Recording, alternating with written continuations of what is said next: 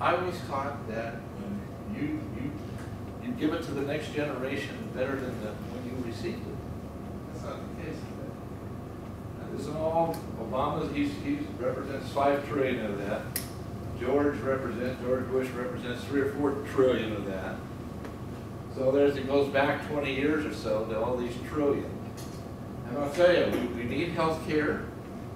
We need to take care of senior citizens. You know, in 2009, 10, 11, they took senior citizen benefits away. They reduced your COLA. Okay, they took $716 billion out of Medicare. We're going to spend almost $1 trillion a year on nothing more than satisfying the debt obligation. We start using our natural resources and become independent and take a dividend on that, pay down our debt, and take care of our people. And I'll leave you with this, is one of my main things that I want to do. Because I've been a journeyman millwright, electrician, and certified welder before I went and got my bachelor's degree and my master's. That was because that's what I wanted to do. But I truly do want to bring trade school education, shop classes back into mid-high and high school. Because today, if you don't have a high school diploma, you can't be a policeman, you can't be a fireman, you can't go in the military, you can't do that. And 75% of the people in our prisons, which is another big problem in our prison, don't have a high school diploma. So we gotta have, it's not, you don't just fix one thing, it's like a 3-legged stool. You gotta do policies, you gotta do tax, and you gotta do jobs. So if we can do all those things, get our policies in order, get our tax structure in order, and create these jobs, and we have a place where these young people go to work. And these cities and communities and counties will survive. And that's the legacy that I want. And I can't do it by myself. I'm going to take all of you, it's going to take everybody else, and it's going to take Republicans, Democrats, Independents, Libertarians, Catholics, Protestants, Jews. It's going to take us all to be able to bring this thing back together, make it work, protect our country. You know, we're a nation of immigrants, so we get back to legal immigrants, and then we get back to our laws and start doing that stuff, and stop fighting, and stop letting people divide us into little segments. And that's what we do. So I'll shut up and answer any questions anybody has. I would say that Portland had to go check up at St. Vincent's Hospital. And my cardiologist up there, I got to talk to him about it long here, and she said if that goes through, they can't stop it. They got 700 weeks. That's what they're doing. 700. I had a front row seat in my life with a my older brother had polio in the right arm. I remember when polio was out there. And he was 6 and I was 2. So I watched my older brother his whole life go through the struggles, not only to develop his life and what he could do, but then he had to challenge schools. They wouldn't let him go to school the first few years. My dad had to hire a tutor. Then they tried to put him in a handicapped kids class. My dad pounded us every year and said, "You're not going to put this boy into a handicapped class. You're raising him as a handicap, and we're going to be a handicap. There's nothing wrong with him." Dad was right. He ended up being a top FFA student in the state of California, a respiratory therapist today, and saved dozens of lives. And I think about this all the time. Okay, when he was in gym class, he was in regular gym class. They're going to do push-ups. So the teacher said one time, he said, "Okay, we want everybody to do 1-arm push-ups." Of course, my older brother pumped them out like crazy, right? Nobody else could do it. And I got thinking about that, and I said, well, all the other kids were handicapped, my brother was fine. And I'll tell you, I used to get in a fight with him, and his left arm, he hit you like a Missouri mule. I mean, that was real weird. So that's what I'm saying, folks. We try to put people in boxes all the time. We need to stop that. We need to stop and look at it, what the person can do, what they're capable of. That's the one. Yeah, yes, ma'am. First of all, is it possible to get the fence out of the timber industry? And if we do manage to move them over, can we then buy the timber? I mean, can we buy the land? Well, this is my, and the answer to that is yes, because from about, somewhere, and I know where the states are, and it's about the 6 or 7 states on the west side, they own, versus, like Nevada, they own like 96%. It's, nothing but wrestling there. But most of the western states, they own quite a bit of land. The east side, they don't, and the reason they did that is because this was a territory. West of Mississippi was a territory. And so they said, they didn't declare states at that time. But we've been a state for 150 years, so they maintained that. They maintained that. And I say, I don't think anybody's ever challenged this. What I'm thinking here is no one said, let's get out of here, let's turn it back over to the county. And I say give it to the counties, and the reason I say not the state, not the state of Oregon, because the state of Oregon really runs like the federal government. Really needs to go to the county so you have local control. That way, if you don't like what's going on, you go right to that county commissioner's office, and you guys decide that, and that will fund your school systems. Now, whether you want to sell it, that's up to you folks.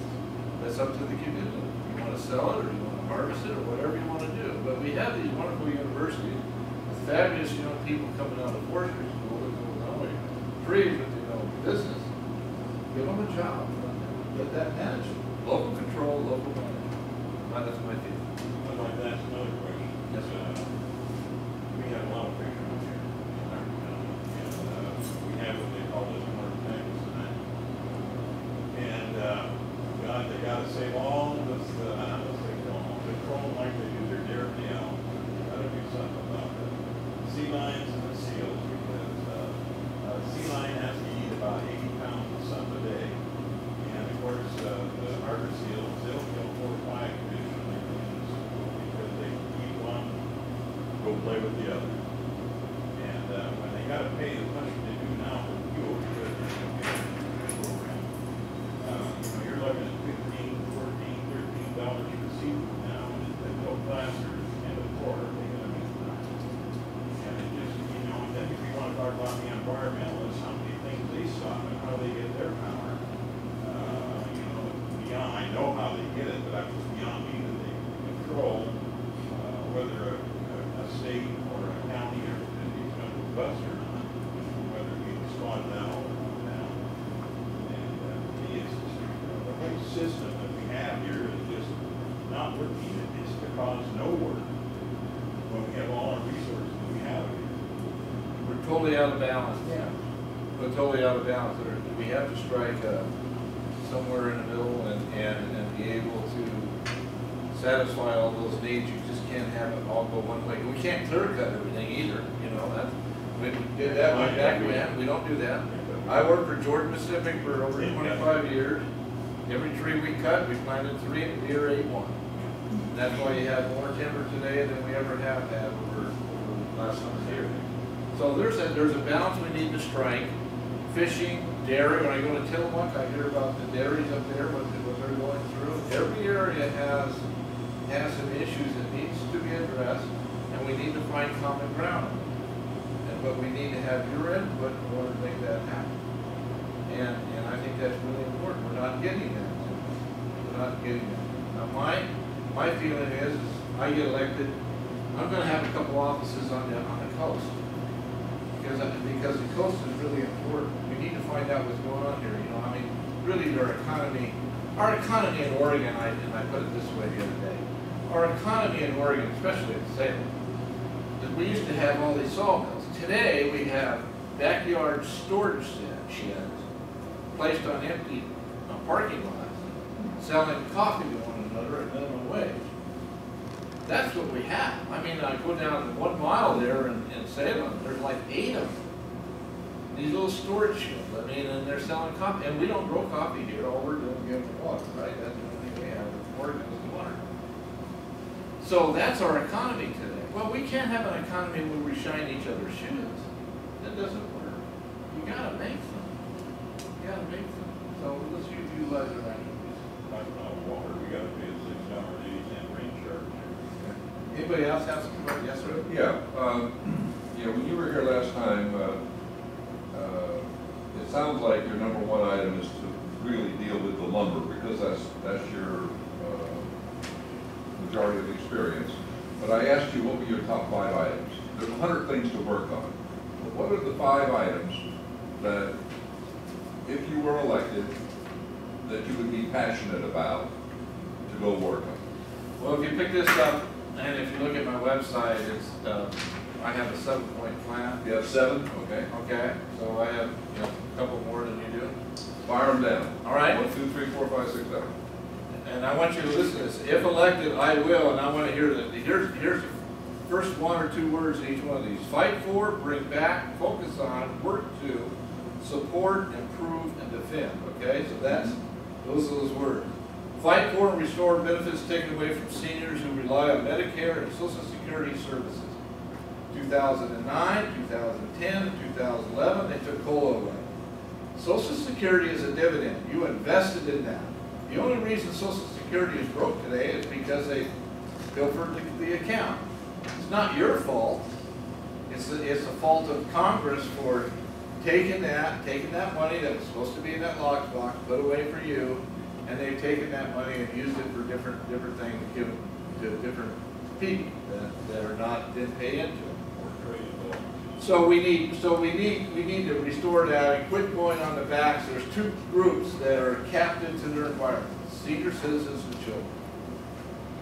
All right, set number 2, bring back manufacturing, return Oregon family wage paid jobs for Oregon. Okay, so now we're talking about the timber. I also did, in my background, I did chemical. All right, I took $160 million and took agricultural straw and made composite panels for the furniture industry. My son does his homework on a desk every night made out of wheat straw. Okay, so and I've done aerospace companies, I've done pellet companies, I've done, you know, hay and grain and stuff. So mine is just strictly not timber, it's all manufacturing. Focus on a efficient government, strong national defense, U.S. border protection, and individual state rights. Border protection. No country in the history of mankind ever survived by not protecting their borders. They will cease to exist if they do not protect their borders. Very important. And we need to get it into a balanced budget instead of just paying everything for everybody anytime anybody wants something. I learned in corporate America, if you take care of the nickels and dimes, the dollars will take care of themselves. So we're spending a lot of money in a lot of different areas. I like to look at the books and see exactly where all these 1 million here, 10 million there, 80 billion there, where all that goes, and pretty soon you got the mean real money. We're to reduce the tax burden for all families and businesses to hold government accountable for out-of-control spending and policy. Okay, let's talk about Ronald Reagan, all right? That was a big recession in 1980. 34 months into his presidency, which was September of 1983, that 1 month alone, he created 1,100,000 jobs. That 1 month, by looking at taxes and looking at the policies. That 1 month. Now, let's fast forward. Let's go to Barack Obama. 34 months into his presidency was September of 2011. That month, last September, he created 103,000 jobs. So you see the difference in policies, taxes and regulatory policies. What Ronald Reagan did, opened up the gates for businesses to grow and be prosperous, and Obama hasn't done that. Now, I talked to a guy the other day. He said, Fred, I work for Willamette Industries, you work for Georgia Pacific. You know what the rules are. You know if you're going to, let's say, throw out a $100 million project, and I've built those projects before. He says, what are you going to write down on your performance? Do you know what your taxes are going to be? The answer is no. Do you know what your regulatory requirements are going to be? The answer is no. Do you know what your health costs are going to be? The answer is no. So how are you going to put together a performer and go in front of the board of directors and say, this is what I think this thing's going to do, and you know you need about an 18% return. You can't do that because you don't know what your costs are going to be. He says, so are you going to jeopardize your job to put something up there that you don't know what your cost structure is going to be? The answer is no. Okay? Because corporate America is different than government. You're held accountable. Okay? If you don't perform, if you put it on the line every day when you go up there, and if you don't perform, then you get the act. So, support military veterans. Okay? you know, if you put it on the line, you give up your constitutional rights when you take that oath, and the day if you got to do a suicide mission, you're on suicide team. You're going. So what they're doing now with Iraq and Afghanistan, these young men and women are going 2 and 3 and 4 tours. I guarantee you in 20 years from now, we're going to have a big problem. And in fact, the Oregonian said, I would be the best person to represent veterans because I know what it's like to be in combat. And he said that would be very important for these young veterans because they're going to really need some help. I want to build a veterans center here in the 5th Congressional District, and I will get that done because that's really close to my heart. Improve Oregon's suffering education system, including reinstatement of trade school education and high school. I talked about that. The 7th one is defend the timber, farming, dairy, wine, greenhouse, mining, fishing industries while protecting Oregon's clean air, clean water, and wildlife habitat. We all want that. That is not one party doesn't own that. We all want that. We all live in the state. If you ask for 5, I'll give you 7. Okay? Any other questions? One more question for Fred. Yeah, I get them all in there. You're becoming a politician. I have a question. Yes, sir. You were talking about Social Security, Medicare. Yes, sir. Okay, now in order to pay off our debt, things are gonna have to happen. And, of course, they wanna probably more or less cut Social Security, maybe not for the age limits they talk about. But what's Congress gonna do? Congress is they're not gonna lose it. They're not gonna take any hits. They're gonna be up there, they're seeing health care, after one term, they can retire with full pay. It's kind of like the service system here, it gets out of hand. Something I'd have to look into. You know, I'm not part of that. I haven't read anything about that. I think everybody should be on equal footing here. You know, as far as I believe in capitalism. I think that's a generator and stuff. But everybody wants everybody to have the same thing. Maybe in that particular category, it makes sense that everybody be on the same retirement program. And then if you take, and then that's kind of your base. Social Security seems to be everybody's base in their retirement program. What am I going to get here? And then what have I saved or invested in or purchased or whatever over my lifetime to add to that? So that's kind of how we have to do that. And my sons, I give them an allowance every 2 weeks. They can spend a third, they save a third, and they give a third to charity. That's what I've always done. And my youngest one, who's very good at economics, says, when am I going to get a raise? And I said, you're going to get a plan. Tell me what you got to do to earn that. So anyway, he's always working on the old man. So anyway. Hopefully you'll stick around for some. I'll stick around, and please take signs. And if you can, on the 28th and 29th, call me in these brochures and come walk with me. If not, I'm going to do it anyway. But I appreciate any help. Frank, I'd like to make one other comment, and I hope you, when you're elected, you can support 2 constitutional amendments for this country. One is that the Washington folks cannot vote for themselves something that they do not vote for every person in the United States. Right. Or they don't have a separate package. And the second item, and many of you have heard me say this before, I believe that we need to have a fix of federal spending to 18% of the gross domestic product. In other words, when you create wealth, you tax it. And of course, right now we're running at 25, and our VP candidate is targeting for 20.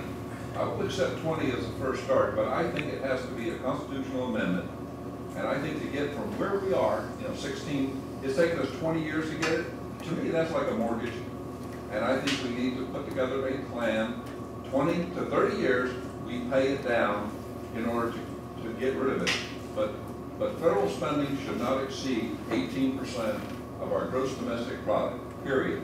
If there's any more, then it reverts back to the states to the county, where it's more local. You know, and I totally agree, because what made America, America, there's two things that made America what it is today, which is the shining light around the world, and everybody tries to be like us. One is that we have a strong military, okay? And the second thing is that we have free enterprise, okay? You know, Bill Knight makes all these tennis shoes and all this stuff, but he doesn't manufacture anything in Oregon. Now I want to ask him why. At least golf balls, that's a resin process. Okay, why don't you do that? Why don't we have, what's holding you back? So I totally agree with you. I totally agree with you. The more money you have in the pocket, you can take care of people like my older brother, who Shriners Hospital, and it was from the good graces of people like yourself that contributed to that hospital, gave him a life, and didn't cost my parents a nickel, not a nickel. Before we introduce our second speaker, let me make a comment just general about the election coming up. One is, we may not be able to influence the national race here in Oregon. We're outnumbered nationally here in Oregon. But there are races